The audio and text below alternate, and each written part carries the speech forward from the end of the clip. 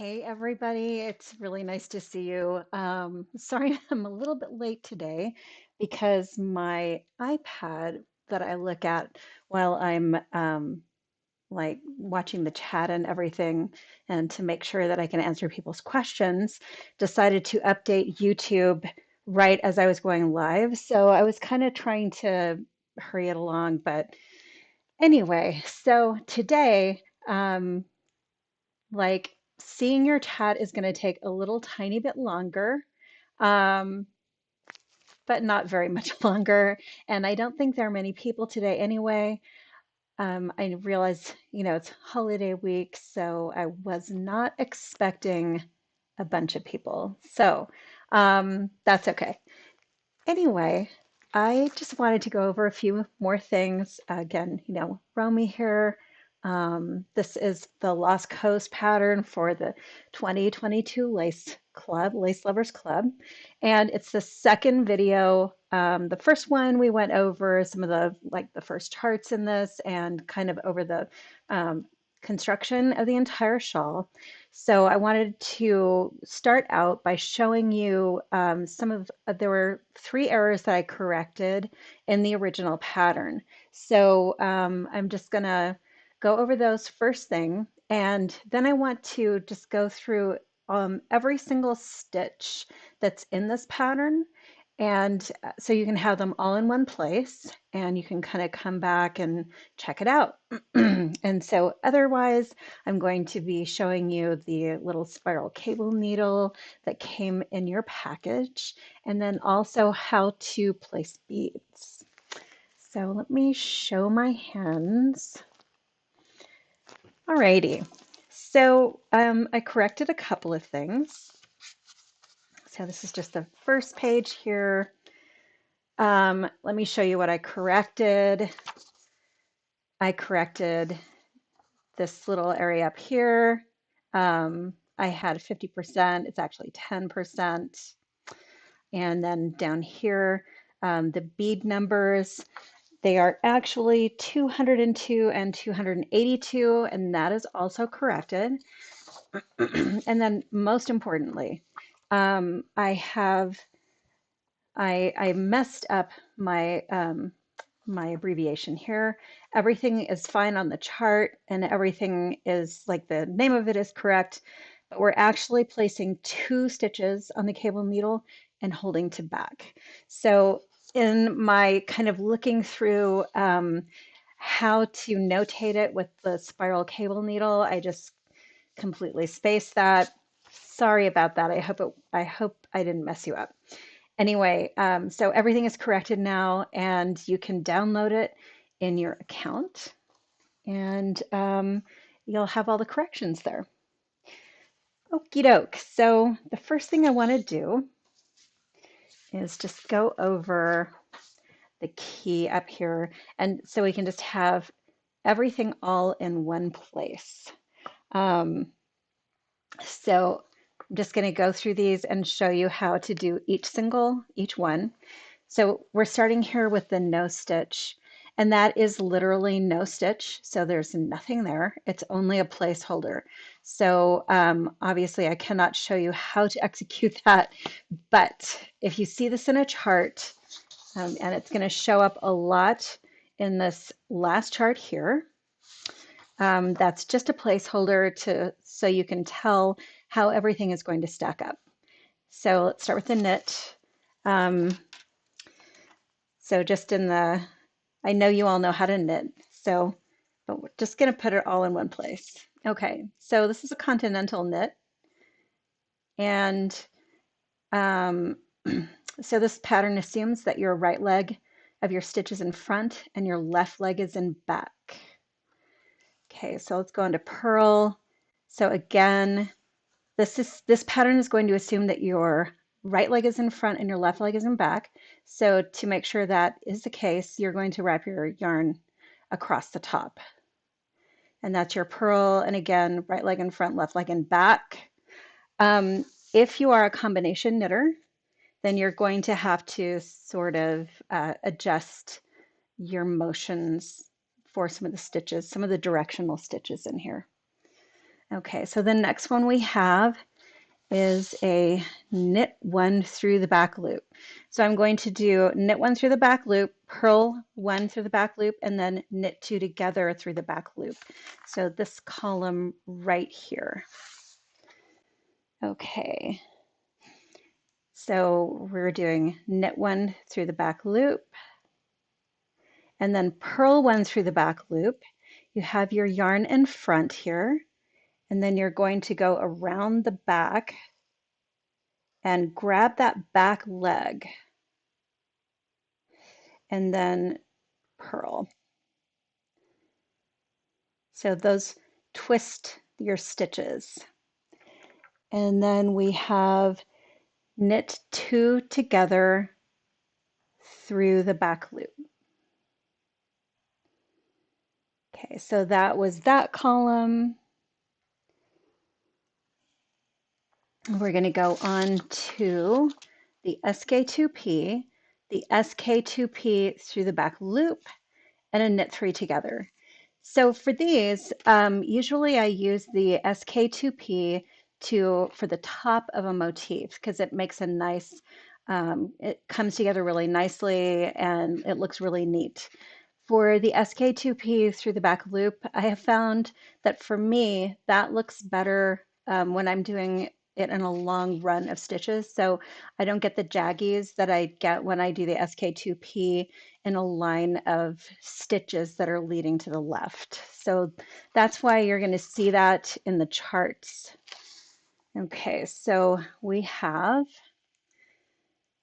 SK2P, so I'm going to slip one stitch as if to knit and knit two together, and then I'm going to pass that slipped stitch over.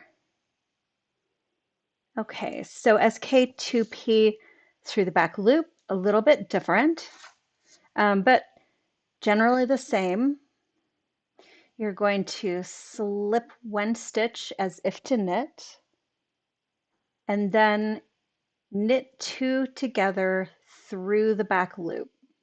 So that twists the stitch. And now I'm just going to pass that slip stitch over. So you can see it has a little bit more of a left lean than the SK2P. The SK2P, which is right here, is more centered. And then the SK2P through the back loop is more leaning to the left. So it looks better when you do it in line with an SSK, or if you have to do several of these to build a line of stitches that are leaning to the left. Okay, and now we have a knit three together, and just going to knit those three stitches together. So that one's pretty easy. Okie dokie. Now I'm going to do a knit two together, which is basically the same as knit three together, but you're just doing it with two stitches. And then an SSK. So you can do a slip knitwise, slip knitwise, and then replace two on the left needle, and then knit those two together through the back loop. I prefer, this is my favorite way to do it, I go in the front of the first stitch and then in the back of the second stitch and pull that yarn through. And now what I have is on the top here, that is an open stitch, and on the bottom, that one is twisted, and that's the one that I prefer. So let me just back out of this a little bit. I'm going to show you a wrap and turn. Okay, so when you come to the place where it says to wrap and turn, you're just going to bring your yarn forward, or you can leave it in back, doesn't matter. I generally bring it forward. I'm going to slip the stitch to be wrapped and then slip that stitch back and then turn to work back the other way. So it basically just gives you a little bit of a hug around that stitch there, and it keeps a gap opening where you've turned. So I'm just going to back out of this too to show you some more stitches. So I have lots and lots of different decreases on here, so that means that I've kind of come to the end of my stitches here. Okay. So after we are at wrap and turn, you can see actually, let's talk about this first. There are two wrap and turns, and that's just because we're wrapping and turning on both sides. So they're the same. It's just that the symbol looks a little bit different to show you how you're going to be wrapping the stitch on the side. So that's the only difference there. Okay, so let's go to the next column. It's going to be a yarn over, a make one, and a CDI. Okay, so let's do the yarn over. So you're going to go from front to back over the needle. So that's going to have the right leg in front and the left leg in back of the stitch. So you always want to know how your yarn overs are mounted, because you don't want to twist them accidentally, and then you'll find that the yarn overs have closed up. So you want to keep those nice and open. So from front to back, right leg in front, left leg in back of the stitch.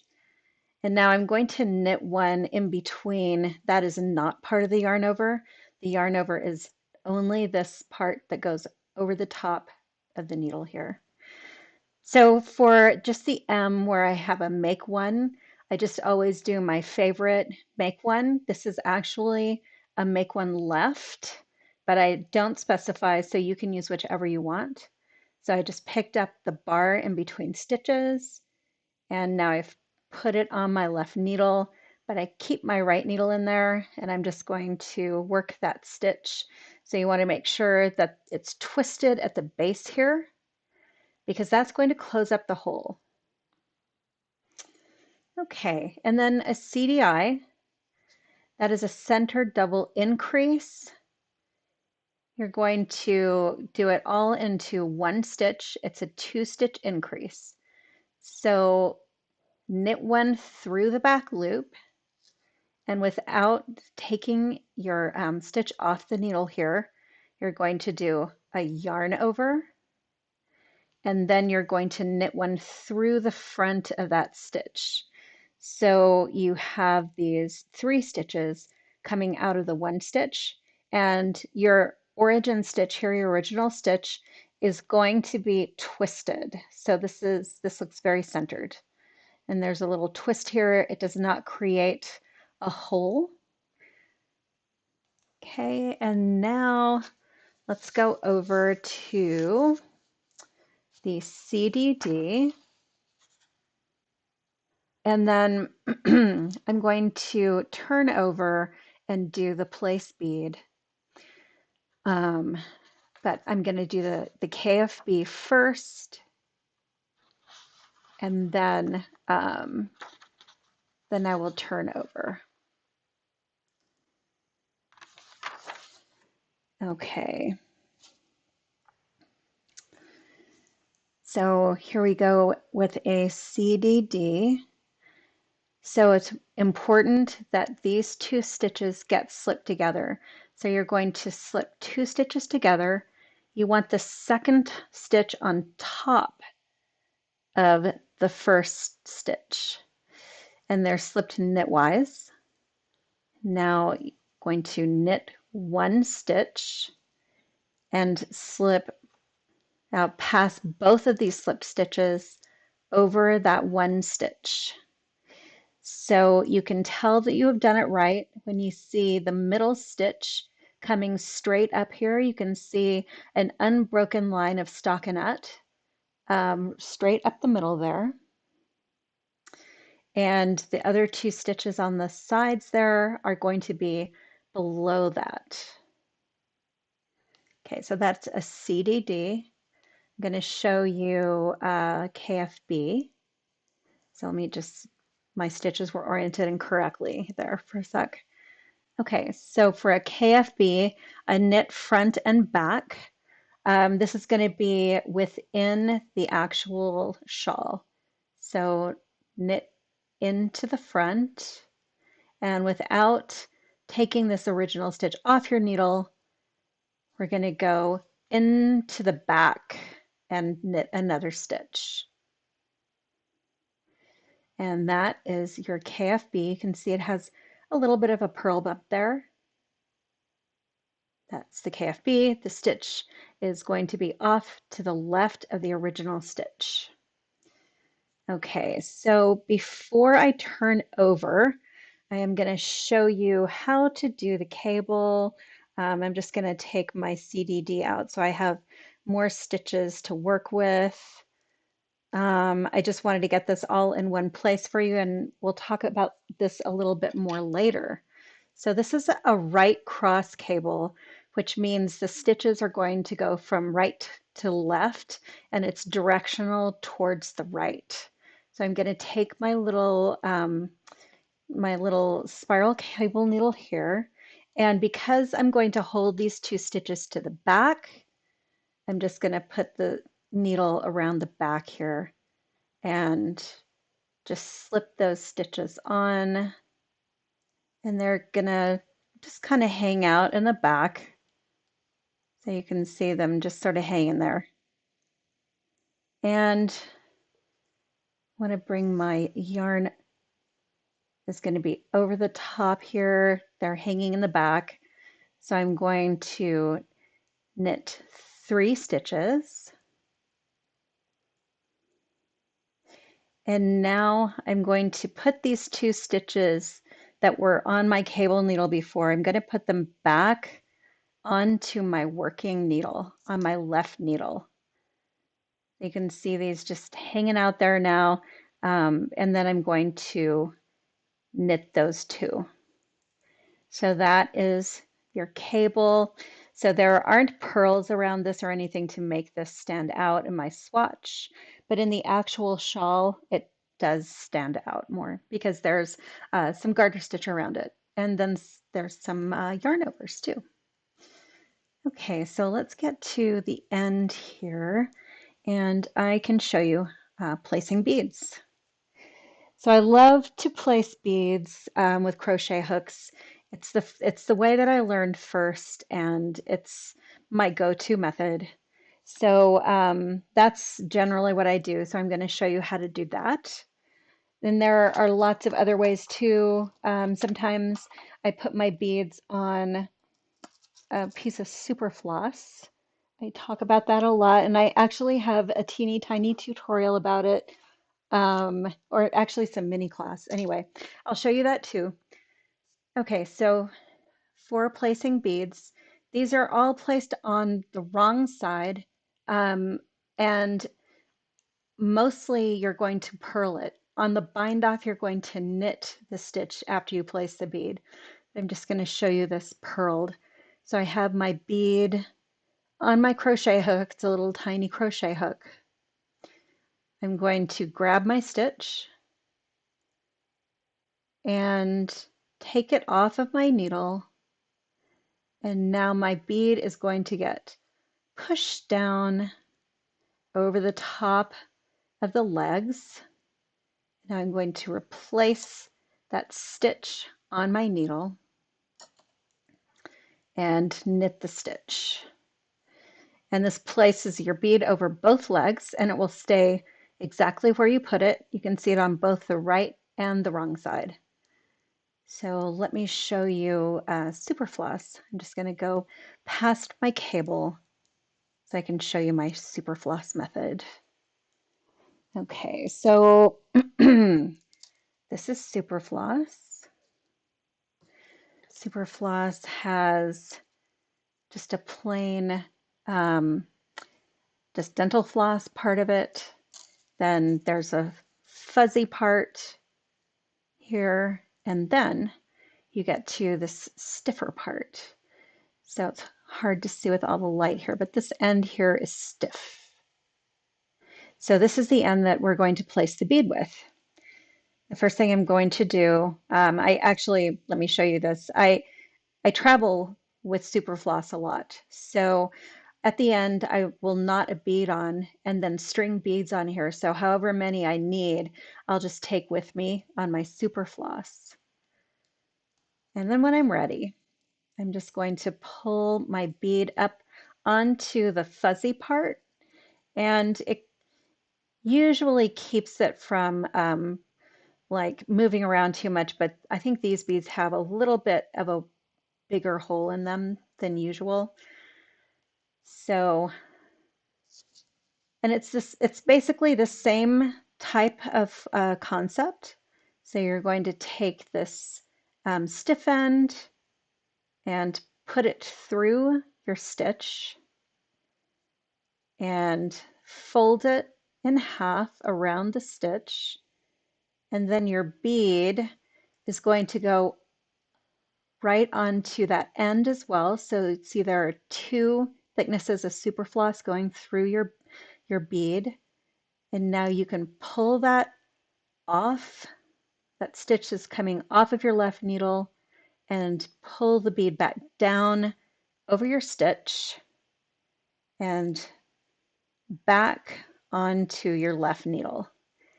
So that is the Superfloss method, and now you can just work that just like you would a regular stitch. So that's a purl for you. Okay, so those are the ones I can demonstrate. And then let's take a look at these last few. So on some of the last chart, you're going to see these red symbols.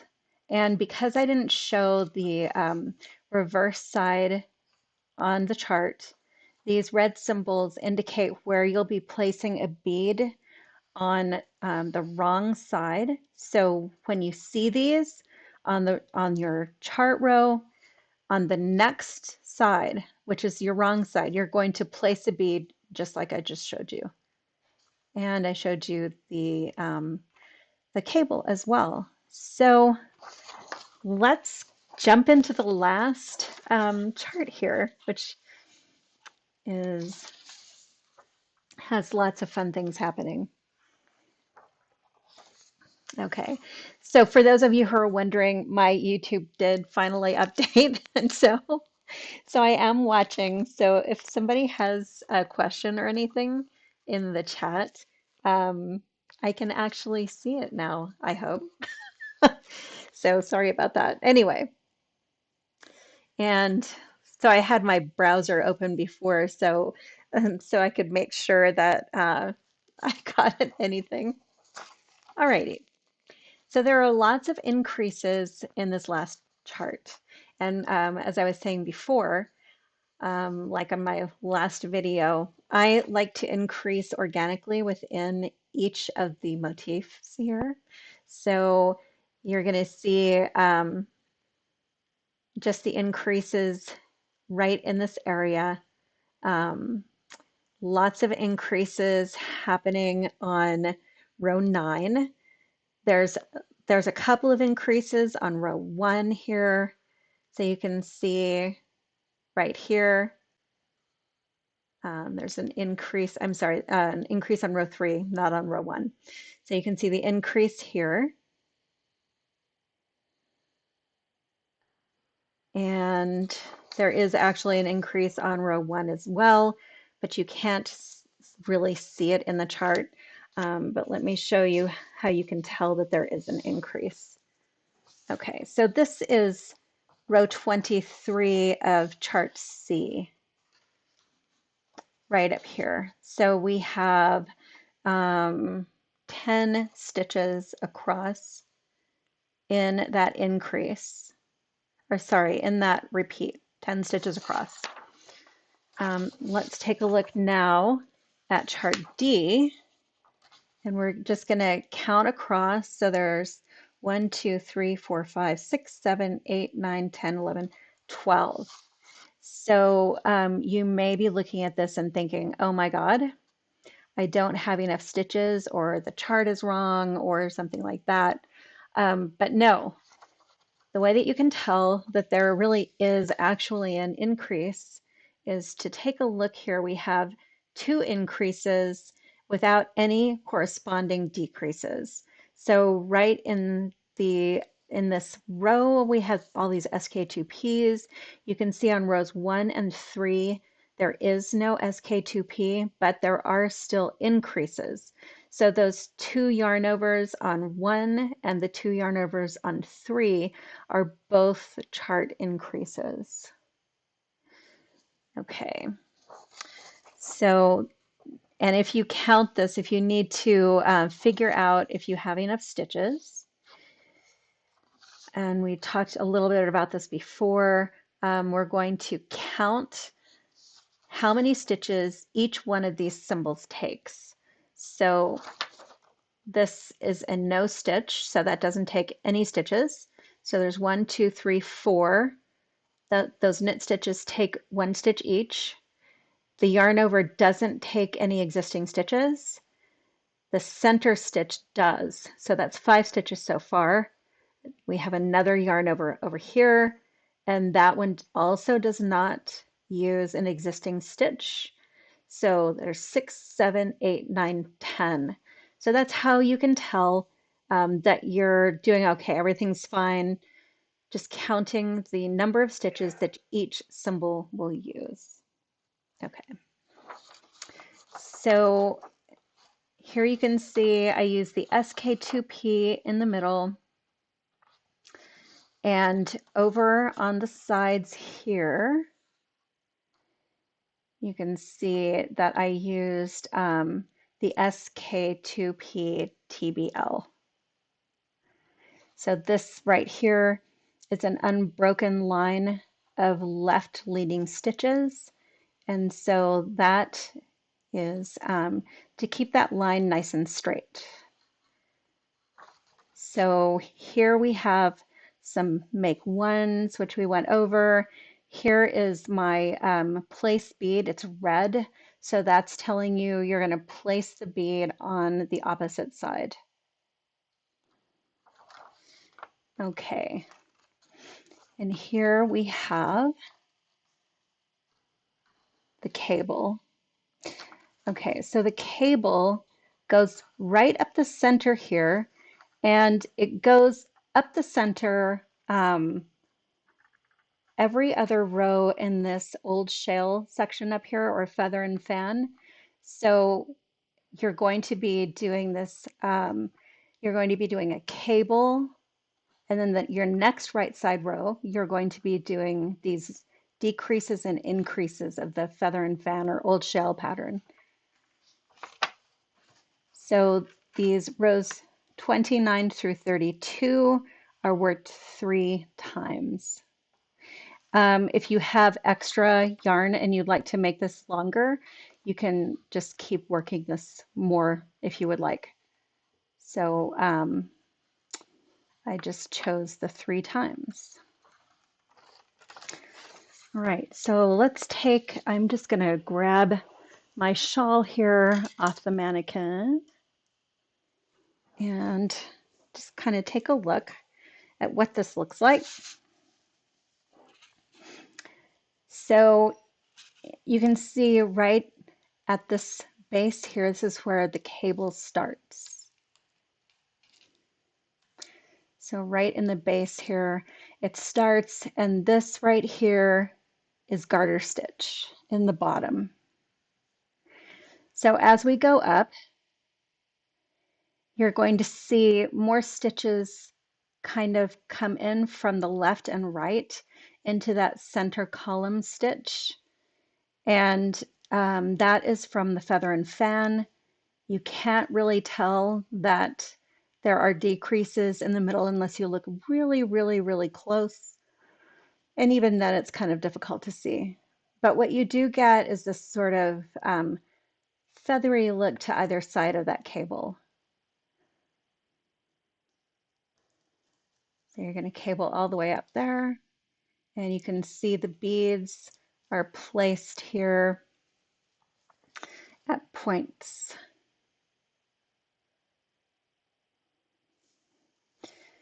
Okay, so then as we get up to the top, we have more beads that are placed in the bind off row.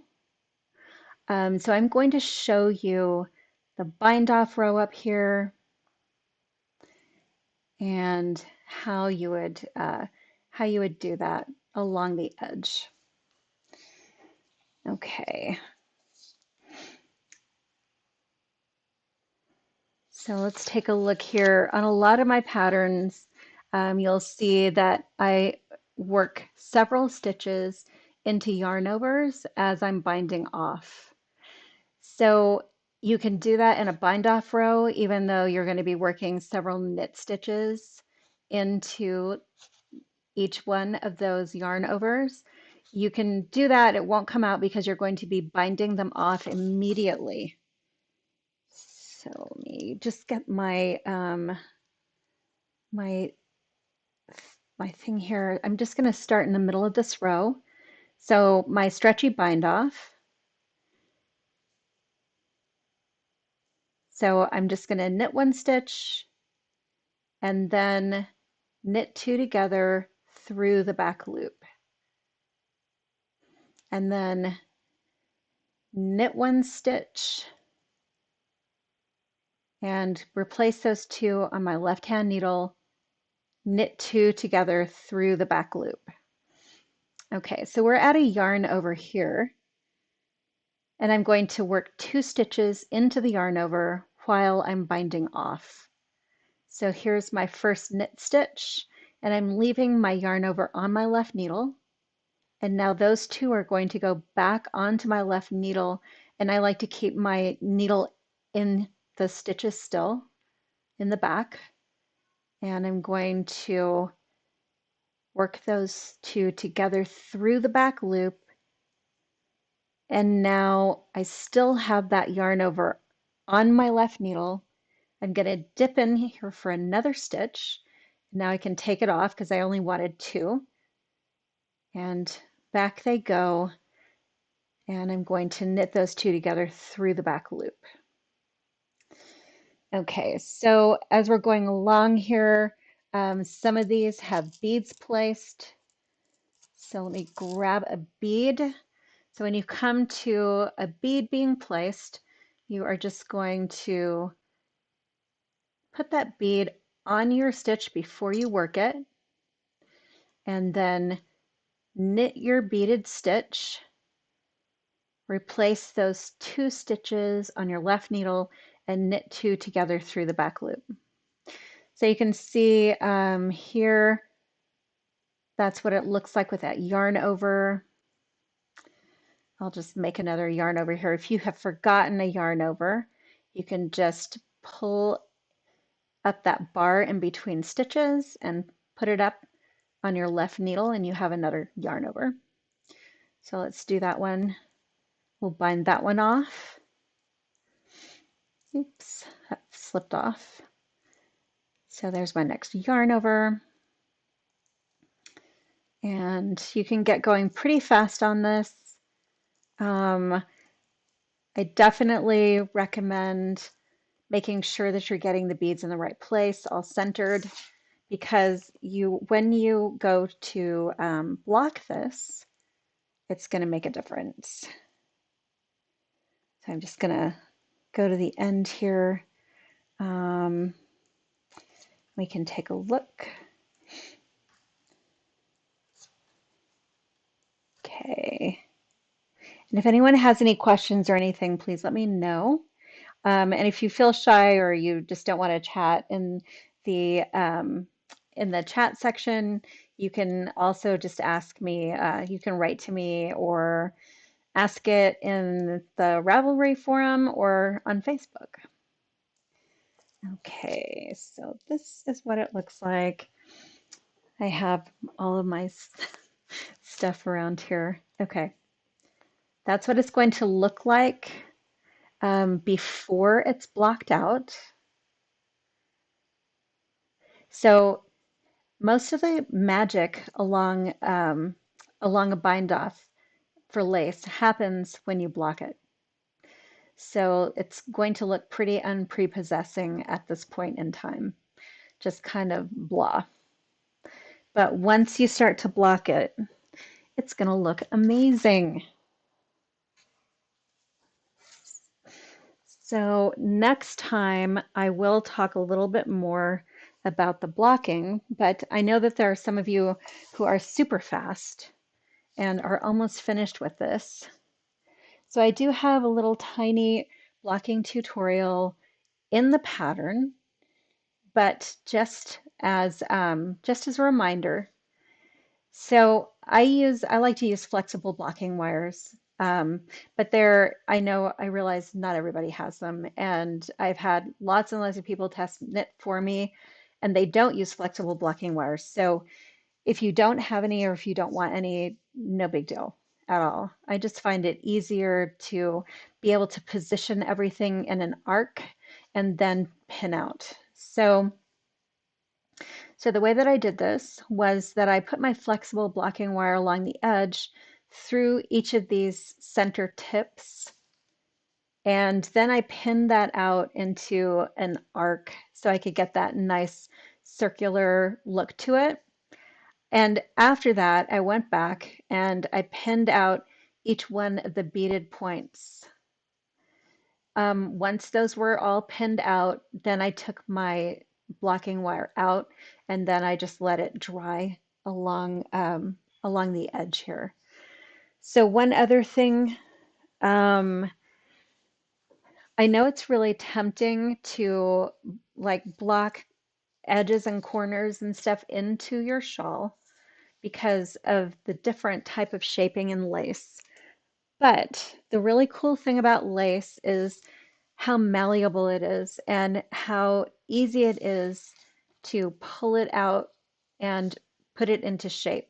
So the shaping here, um, there's also a blocking picture in in the pattern. So you can see here, this is the shape that you want to block it out into. So it's kind of like a Pac-Man or Pac-Girl, Pac-Woman with its mouth really wide open. So what I did was along this side here, I just wove my blocking wire in and out along here and then stretched it out into the shape that I wanted. The thing about lace is that the increases in the patterning aren't meant to be taken literally, as in like little stair steps along the side and shaping. They are there to be pushed and pulled into the shape that you want. And that's part of the beauty of lace, because right up here at the top, when you pull it out, you'll see that these motifs look a little bit longer and thinner, and um, that's definitely enhanced by the shaping and the way that it's pulled out. So it's meant to look that way.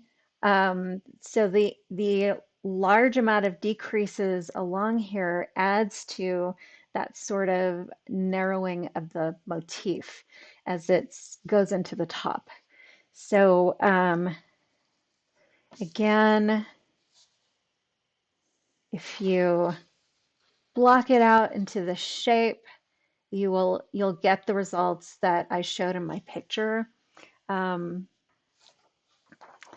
with that nice narrowed motif up at the top, and then it gets wider and larger as it heads towards the bottom. So that is intentional, um, with the motif. Okay, so I don't have any questions, it doesn't look like. I am just going to transition back to my face, and I'm just going to hang out here for a few moments, um, and wait and see if anybody has any questions. And if you don't, like, absolutely no big deal at all, because this you can grab me later on social media or email me or whatever, and I'm happy to talk about any of the any of the techniques in here. And also, I do have on my YouTube channel teeny tiny tutorials, and those are just little tiny snippets of techniques that you need to use in all of your knitting. And so, if you have something that you would like to see over just in that format, I would be happy to post it there. So, I'm always looking for ideas of what people would like to see. So, it makes me happy when you write and say, hey, could you do this? So, okay, so I don't see any questions. Thank you for joining me. And I'm going to have one more of the lives for this shawl. And we're just going to go more in depth about blocking lace in general and this shawl in particular. And that is going to be next week. So today's the December 22nd. It will be next Thursday. And I hope that you can like join me and hang out a little bit. We'll talk about blocking. So thank you for being here. And okay, no questions. Alrighty. Happy holidays, everybody. Have an incredible season, and I will see you very soon. Take care. Bye bye.